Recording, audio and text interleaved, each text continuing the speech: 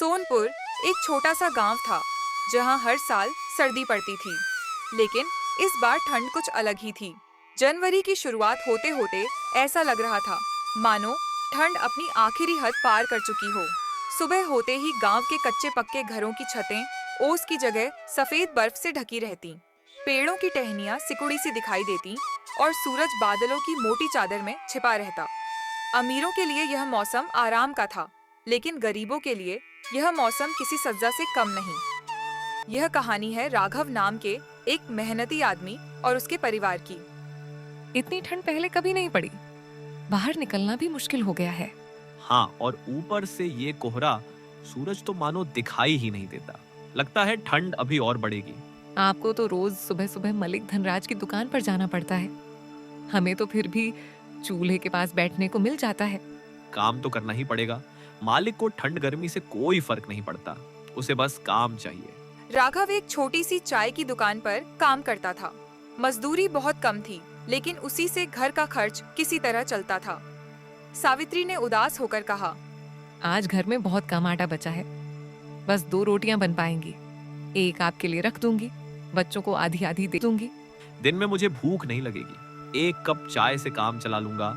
आज अगर मजदूरी मिली तो शाम को कुछ राशन ले आऊंगा। सावित्री जानती थी कि सिर्फ चाय से पेट नहीं भरता, लेकिन हालात ने दोनों को खामोश कर दिया। राघव जब घर से निकला तो बर्फ के बड़े बड़े टुकड़े गिर रहे थे। उसके पास एक भी गर्म कपड़ा नहीं था। पतले कुर्ते धोती में वह कांपता हुआ आगे बढ़ा। इतनी ठंड में बाहर निकलना कितना मुश्किल है। फिर भी वह सुबह ठीक 6 बजे दुकान पहुंच गया। आ गया। जल्दी सारे बर्तन धो और अदरक वाली चाय बना, ग्राहक आने वाले हैं। जी मालिक, अभी करता हूँ। बर्फ जैसे ठंडे पानी में बर्तन धोते समय उसके हाथ सुन्न हो गए। चूल्हा जलने के बाद उसे थोड़ी राहत मिली। उसका मन हुआ कि एक कप चाय वह भी पी ले। वह चाय पी ही रहा था कि धनराज की नजर पड़ गई। ये क्या कर रहा है? तुझे चाय बनाने के लिए रखा है या पीने के लिए? राघव घबरा गया। गलती हो गई मालिक, बहुत ठंड लग रही थी, आगे से नहीं पीऊंगा। अब रोज की 2 चाय के पैसे तेरी मजदूरी से काटूंगा। शाम को धनराज ने आधी मजदूरी दी। राघव ने हाथ जोड़कर कहा, मालिक, पहली बार चाय पी थी, पूरे पैसे दे दीजिए। पूरा पैसा और मुफ्त की चाय भी? निकल यहाँ से। उसी दिन राघव को काम से निकाल दिया गया। काम से निकाले जाने के बाद राघव बहुत टूट चुका था।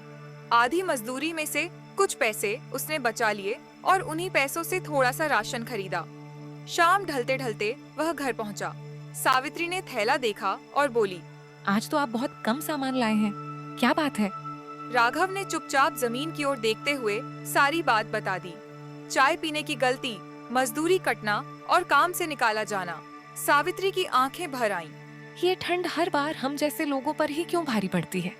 चिंता मत करो, हालात हमेशा एक जैसे नहीं रहते। राघव ने जेब से बचे हुए पैसे निकाले। इन पैसों से बच्चों के लिए और तुम्हारे लिए गर्म कपड़े ले लेना। आप अपने लिए ले लीजिए, बच्चों के पास पुराने स्वेटर हैं। नहीं, बच्चों को ज्यादा जरूरत है। अगली सुबह राघव बोला, मैं बाहर जा रहा हूँ, शायद कहीं काम मिल जाए। ध्यान से जाइएगा, ठंड बहुत बढ़ गई है। बर्फीली हवा में राघव काम की तलाश में निकल पड़ा। वह कई दुकानों और लोगों से बोला, अगर कोई छोटा मोटा काम हो तो दे दीजिए। हर जगह से एक ही जवाब मिला, ठंड में हमारा खुद का काम बंद है। राघव मन ही मन सोचने लगा। अगर काम नहीं मिला तो घर कैसे चलेगा? तभी उसे एक बूढ़ी महिला दिखाई दी जो भारी सामान उठाए कांप रही थी। बेटा, क्या मेरा सामान घर तक पहुंचा दोगे? बहुत ठंड है और मैं थक गई हूँ। हाँ जरूर। वह उनका सामान उठाकर साथ चल पड़ा। घर पहुंचकर महिला बोली, मैं यहाँ अकेली रहती हूँ, ये मेरी गाय धरा है। बेटा, मैं चाहती हूँ तुम इस गाय को अपने साथ ले जाओ। अब मैं इसका ठीक से ध्यान नहीं रख पाती। अगर आप कह रही हैं तो मैं इसका पूरा ध्यान रखूंगा। राघव जब गाय लेकर घर पहुंचा तो सावित्री हैरान रह गई। ये गाय कहाँ से लाए? राघव ने पूरी बात बता दी। तो अब ये भी हमारे परिवार का हिस्सा है। राघव तुरंत जंगल से चारा ले आया। कुछ देर बाद गाय ने खूब सारा दूध दिया। सावित्री खुशी से बोली, आज तो पूरे घर को गर्म दूध मिलेगा। उस रात परिवार ने सिर्फ दूध और चाय से पेट भरा, लेकिन दिल में पहली बार उम्मीद थी। अगली सुबह ठंड और ज्यादा बढ़ गई थी। घर के अंदर भी बर्फीली हवा घुस रही थी। सावित्री चूल्हे के पास बैठी बच्चों के लिए थोड़ा सा खाना बना रही थी। सावित्री ने सोचते हुए कहा, हमारे पास अब दूध रोज आने लगेगा। अगर दूध इतना अच्छा है तो क्यों ना इससे कुछ काम शुरू किया जाए। क्या सोच रही हो? आप चाय बनाना तो जानते ही हैं। अगर हम दूध की चाय बेचें तो ठंड में लोग जरूर आएंगे। सोच तो अच्छी है, लेकिन ठेला लगाने के लिए भी पैसे चाहिए।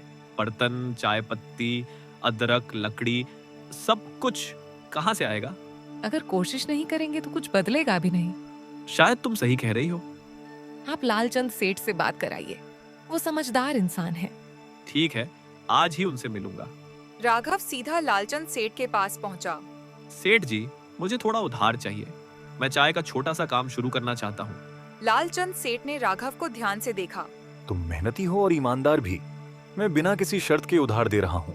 राघव की आंखें भर आईं। धन्यवाद सेठ जी, मैं मेहनत करके एक एक पैसा चुका दूंगा। उधार के पैसों से राघव ने एक छोटा सा चाय का ठेला लगाया। धरा के दूध से बनी चाय की खुशबू दूर दूर तक फैलने लगी। भैया, चाय तो बड़ी जबरदस्त है। अब रोज यहीं आएंगे।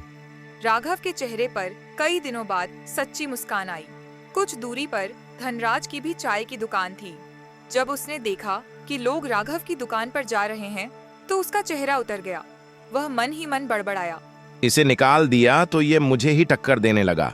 उसके दिल में जलन भरने लगी। दिन ब दिन राघव की चाय मशहूर होने लगी। लोगों ने उसकी तारीफ करना शुरू कर दी। इसकी चाय में कुछ अलग स्वाद है। धनराज की दुकान पर ग्राहक कम होने लगे। अगर ऐसे ही चलता रहा तो मेरा धंधा खत्म हो जाएगा। उसने कुछ गलत लोगों से संपर्क किया। मन में ठान लिया कि राघव का ठेला हटवाकर ही दम लेगा। धनराज ने पास के इलाके में घूमने वाले कुछ बदमाशों को बुलाया। उस राघव की दुकान को यहाँ से हटवाना है। अगर वो खुद न हटे तो उसे डराना पड़ेगा। चिंता मत कर, काम हो जाएगा। धनराज ने उन्हें पैसे थमा दिए। शाम होते ही राघव का ठेला ग्राहकों से घिरा था। तभी 3-4 बदमाश वहां आ पहुंचे। ए चाय वाले, यहाँ ठेला लगाने के पैसे दिए हैं। राघव घबरा गया। भैया, मेरे पास तो ज्यादा पैसे नहीं हैं। तो कल से यहाँ दुकान नहीं दिखनी चाहिए। ठंड बहुत है, कहीं और जगह भी नहीं है। मैं दुकान कहाँ लगाऊंगा? बहुत बोलता है। अगर कल तक दुकान ना हटाए तो सोच लेना। रात को घर आकर राघव बहुत चुप था। सावित्री ने पूछा, क्या हुआ जी, इतने चुप क्यों हैं? राघव ने सब बता दिया।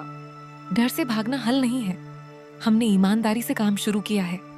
शायद तुम ठीक कह रही हो। अगली सुबह कड़ाके की ठंड में भी राघव ने ठेला लगा दिया। कुछ ही देर में चाय की खुशबू फैल गई। लोग आने लगे।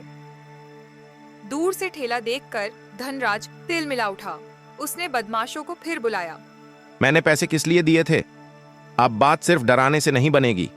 बदमाश राघव की दुकान पर फिर आए। राघव उस समय चाय बना रहा था। भाप और खुशबू हवा में घुल गई। एक बदमाश बोला, लगता है तुझे समझ नहीं आई। सीधी तरह दुकान हटाता है या तुझे बताऊं? दूसरा बदमाश ठंड से कांपता हुआ बोला, अरे दुकान बाद में हटाना, पहले सबको एक कप गर्मा गर्म चाय पिला। जैसे ही बदमाशों ने चाय पी, एक बोला, अरे चाय तो कमाल की है। इतनी बढ़िया चाय वाले को हटाने आए थे हम। चलो, अब किसी को परेशान नहीं करेंगे। बदमाश सीधे धनराज के पास गए। ये ले अपने पैसे। उस चाय वाले को फिर परेशान किया तो अंजाम बुरा होगा। धनराज डर गया। बदमाशों की धमकी के बाद धनराज पूरी तरह डर चुका था। अब वह दूर से ही राघव के ठेले को देखता और नजरें फेर लेता। उसके अंदर की जलन अब डर में बदल चुकी थी। अब कोई राघव को परेशान नहीं करता था।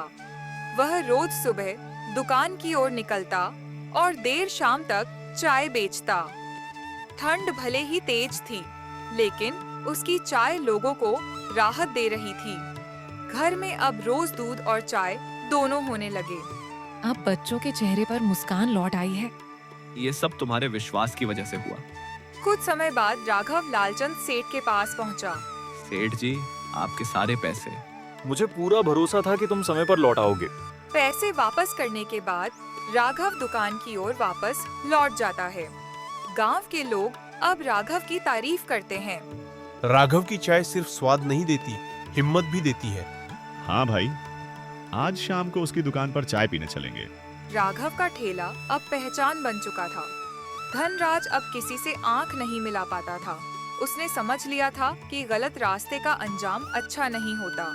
धीरे धीरे राघव की दुकान मशहूर होने लगती है और उसकी मेहनत और ईमानदारी से उसका जीवन सुखी बन जाता है।